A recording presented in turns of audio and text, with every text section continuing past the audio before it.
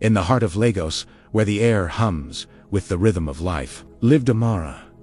Her beauty was the kind that artists tried to capture, skin like polished mahogany, eyes that held the depth of ancient stories, and a smile that could calm the bustling market. Today, she wore her power, a stunning two-piece attire.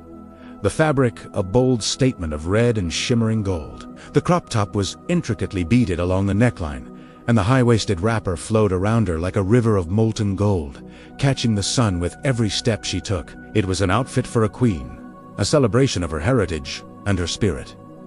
She was on her way to meet him Their love story was a whirlwind, a passionate dance that had swept them both off their feet. He was charming, ambitious, the kind of man who promised the world and made you believe he could deliver it. When they were together, it felt like a dream, a beautiful, intoxicating haze of laughter, late-night talks, and stolen kisses. Under the moonlight, he made her feel seen, cherished, like the only woman in the world. But dreams, as Amara was learning, often have a harsh awakening. The first cracks appeared subtly, a sharp word disguised as a joke, a possessive grip on her arm that lingered a second too long, a dismissal of her own ambitions, her dreams of opening an art gallery, as cute hobbies. He'd apologize with flowers and grand gestures, pulling her back into his orbit.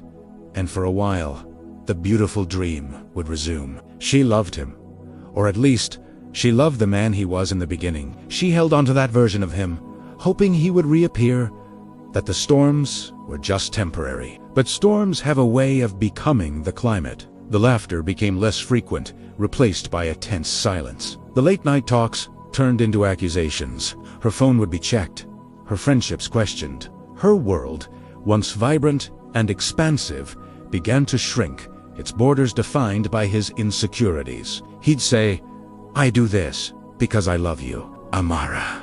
I can't bear the thought of losing you." But his love felt less like an embrace and more like a cage, gilded and beautiful, but a cage nonetheless. One evening, after a particularly draining argument, Amara sat in her apartment, the silence heavy around her. She caught her reflection in the mirror. The woman looking back seemed tired, her light dimmed. The vibrant energy she was known for had been replaced by a constant, low-level anxiety. She was walking on eggshells in her own life, carefully measuring her words, her actions, her very presence, to avoid setting off another storm. She thought of the peace she once had, the quiet confidence that hummed within her.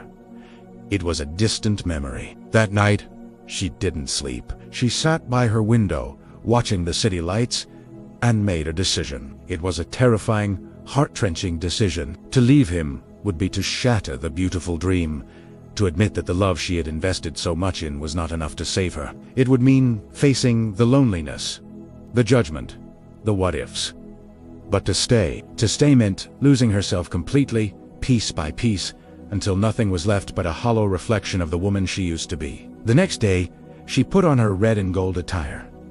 It wasn't just clothing, it was armor. It was a declaration, red for the love she had for herself, gold for the precious future she was Each bead, each thread, felt like a stitch in the fabric of her own resilience. She walked with a purpose she hadn't felt in months. Her spine straight, her head held high. She found Adekunle at their favorite cafe, the one where they had their first date. He smiled when he saw her, his eyes lighting up at her stunning appearance. "My queen," he said, reaching for her hand. "You look breathtaking."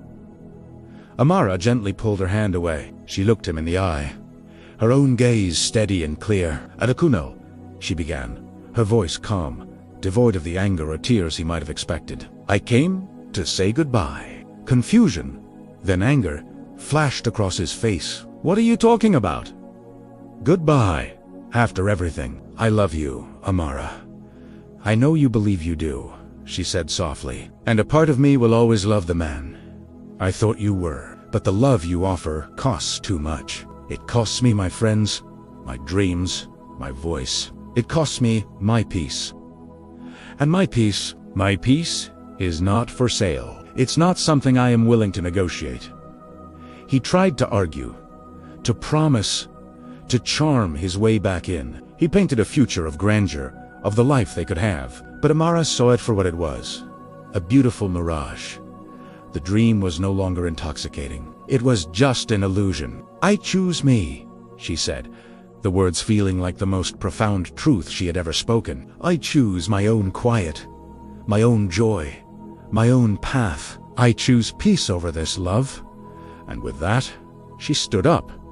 She didn't look back. She walked out of the cafe and into the bright Lagos sun. Each step was a liberation. The air felt cleaner, the colors of the city more vibrant. A profound sense of calm washed over her, a feeling of coming home to herself. The love story with Adekunle was over, and it hurt. But the end of that story was the beginning of a much greater one.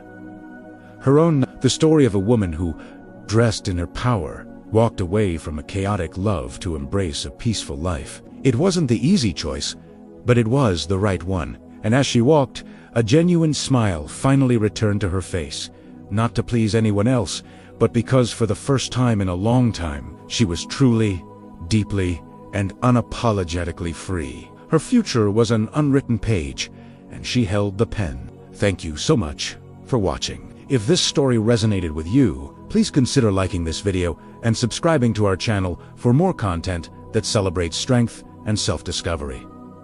Remember to share your thoughts in the comments below. We love hearing from you. Until next time, take care.